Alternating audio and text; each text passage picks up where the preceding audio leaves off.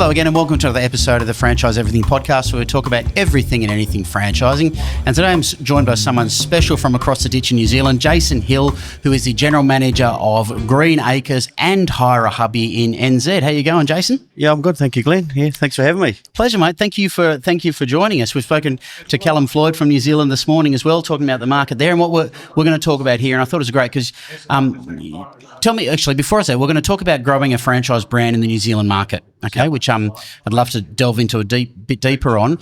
Tell me about your two brands that you have there in NZ. Yeah, sure. So Green Acres Franchise Group, so one of the oldest groups, franchise groups in New Zealand.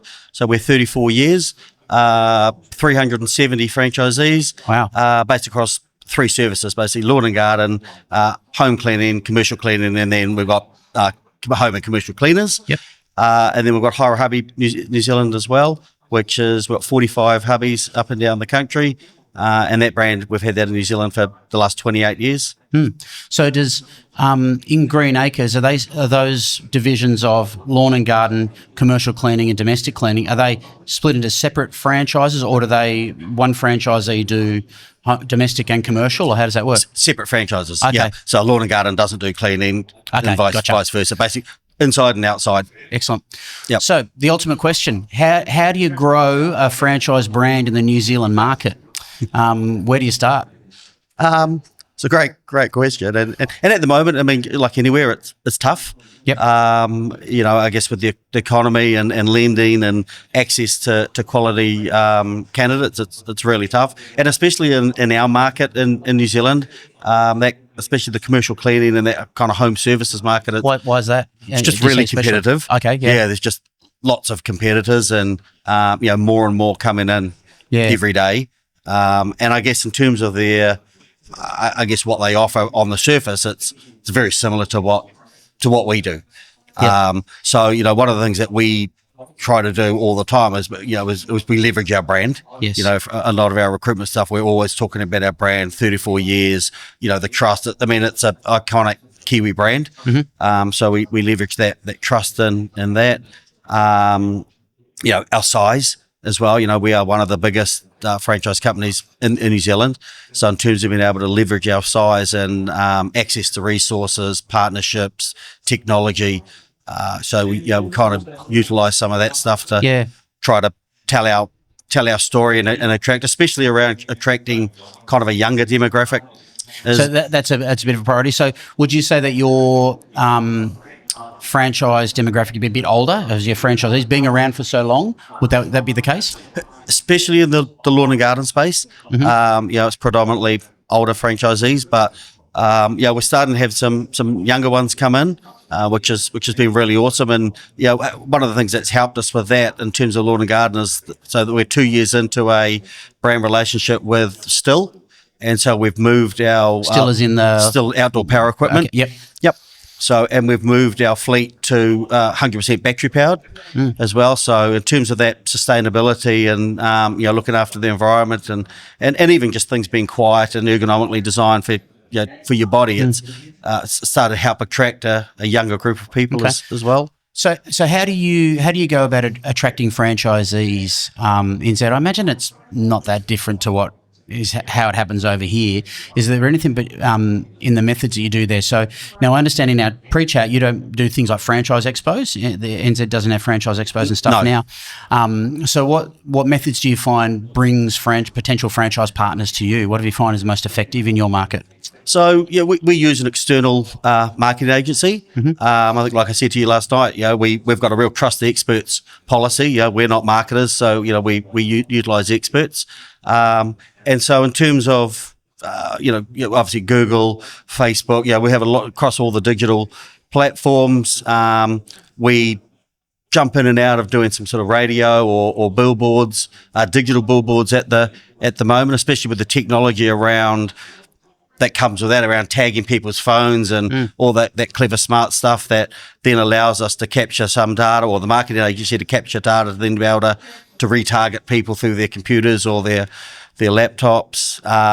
We've got as you'd imagine, after 30 odd years, we've got a large database of. Bet you do, yeah. A very valuable database, I'd suggest. 100% of prospects that have inquired with us over the years.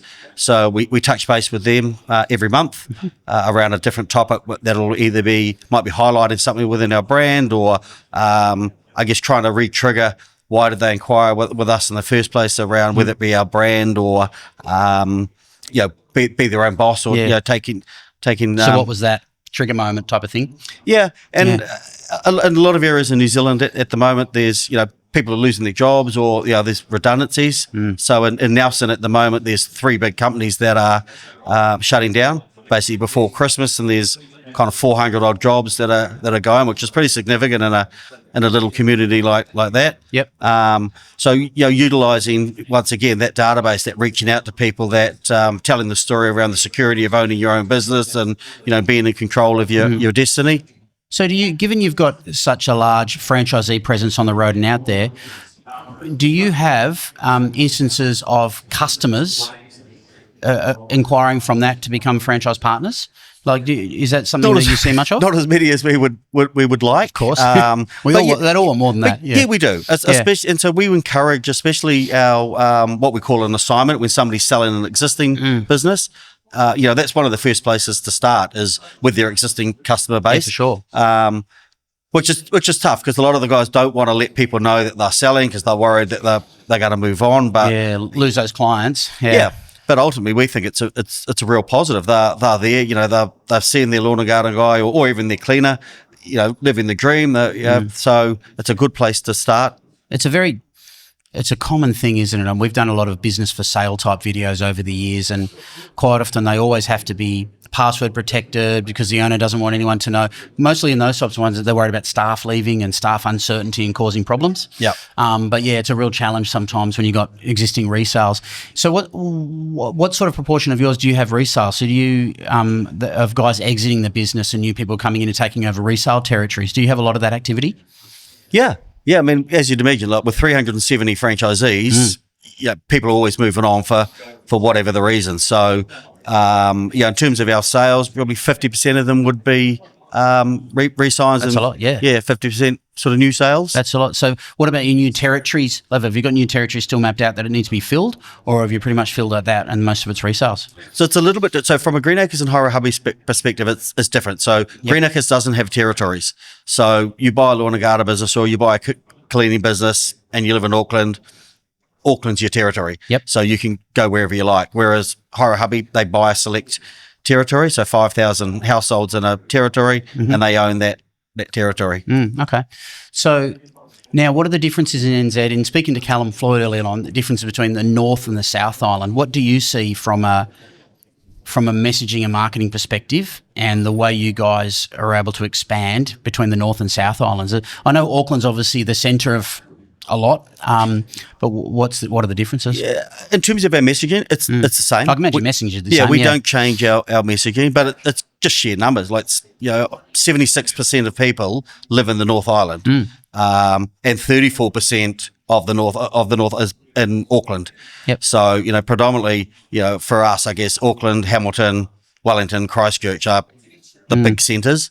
But in saying that, and it's hard to get people in the regionals because it's less people, and but a lot of those franchisees in our regional areas are some of our most successful franchisees. I hear you, but it's the same here in Australia. So a lot of franchise brands struggle here to get people in regionals, but then when they've got people in regionals, they're some of the most successful franchisees they've got. Like I used to be at a donut business or whatever, one of the biggest donut businesses, and we used to refer to it as a one-store town. When you had a one-store town, that would absolutely kill it. And I think a lot of brands struggle to get their head around why people don't see that regional. I think it might be, what do you put it down to? As far as attracting regional people into a model that you can demonstrate works well in regional areas? I wish I knew. I mean, it's just that's the $1 million answer. It's really hard. We've run many campaigns over the years where we'll offer a $5,000 moving fee or whatever it'll be to try to attract people there. And does it move the dial at all, that type of thing? Not really, no. Yeah. No. So it's it's a chestnut we need to unlock, because there's a lot of capacity in these areas. From a migrant opportunity in terms of coming into New Zealand, there's a point system, and effectively, if you live in these smaller towns, you get more points towards your residency visa. And similar here, as the government try to move people out of those bigger centres. So I guess trying to be able to tap into that is probably something we need to. So is the migrant strategy a significant strategy in your model? As in people coming into New Zealand and trying to appeal to those? Yeah, it is. I mean, from our commercial cleaning perspective, it'd be fair to say probably 95% of our cleaners are, what we deem as New Zealanders. But we're seeing that evolve a little bit as well. Like, we're starting to see some of that demographic creep into our lawn and garden opportunity as well, which is really awesome, because, I mean, we've got a lot of capacity there. Part of our challenge there is from a lot of the countries is trying to give people some confidence basically about operating a lawnmower. People coming in from, say, China or India quite often have apartments or never had lawns, or never seen a lawn, or never had a lawnmower. So how do you get around that? What do you adjust? Have you adjusted your training around that, or how do you? Well, not so much our training. Once you get them to training, it's okay. We can teach them. It's getting them to commit, to not have a fear of that. So we've got a number of franchisees in that ethnic space in lawn and garden now. So we try to utilise them as advocates for our brand, and that's one thing I should have touched on before in terms of with our messaging and trying to get people, is we try and use our successful franchisees in terms of advocates for our brand and for referrals. Yeah, absolutely, ambassadors. Yeah, and get them to tell the story. I mean, ultimately, that's the thing that's going to increase our numbers the most, is utilising those stories. And that's the thing. I mean, franchise owner, that's what we mostly do as well, is franchise owner journey content. It tells the time. I mean, you can say it as much as you like, but you may as well hear it from a person who's actually doing it. 100%. And not just one, and not just two, not just three, but as many as you possibly can. Yeah. And in that, I can't stand the term testimonial, like the testimonial as far as here's a testimonial. It's like selling something on TV. Just someone's story, that's what it is. Yeah. So as we wrap up, what are you focusing on, say, in the next 12 to 18 months in your strategy and growth plans and everything? So where have you got the strategy directed and your efforts for expanding and filling in more spaces? I guess it's just telling more of our story. So I guess in terms of the platforms we use, and I guess the people we want to attract, that doesn't change. Mm-hmm. But one of the things we try to talk about a lot is our partnerships. So we've got a lot of partnerships with companies that support us in terms of, like I touched on, Still. We're a foundation partner of Xero, Z Energy, Bunnings are a key supporter of ours. So trying to utilise that brand leverage to help attract buyers. Technology. So we've been paperless since 2014. So in terms of an early one, aren't you? It's in 2014. Yeah. Still taking a while to get to there. Yeah. So all our franchisees, we're an Apple partner as well. So all our franchisees get an iPhone, an iPad, and through our system can run their business from the palm of their hand.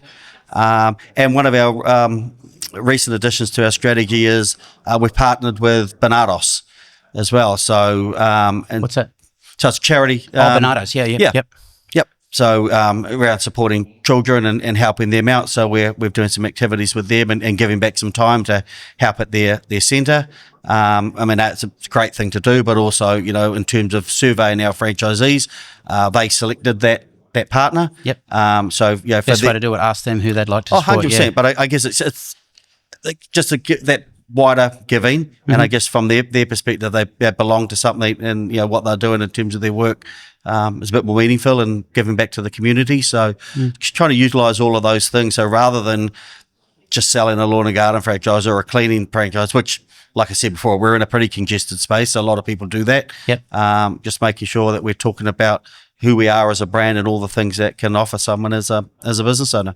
Excellent. Great strategy. Well, thanks for filling in on growing a brand in NZ, Jason. Much appreciated. Thank you. Cheers for having me. And that's it for another one of the Franchise Everything podcast. Please share, like, subscribe, do all that stuff, and we'll catch you in the next one soon.